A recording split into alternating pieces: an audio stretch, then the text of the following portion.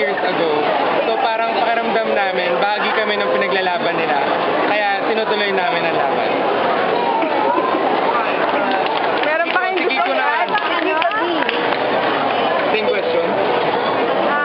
Teka lang, parang sila sa baka different question.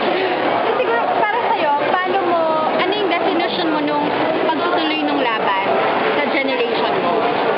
Well, yung sa EDSA po kasi, yung naging laban talaga ng lahat ng tao. Yung mayaman mo, man o mahirap, kabataan man o matanda. Tsaka ngayong laban natin po, laban natin sa kampanya, tsaka laban, kahit hindi sa kampanya, pero laban natin para sa hinaharap natin.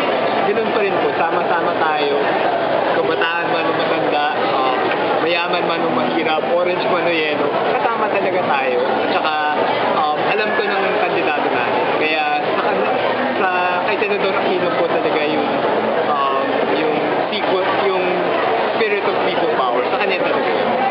At saka, bilang nag-volunteer tayo para sa kanya, pinagpapatuloy natin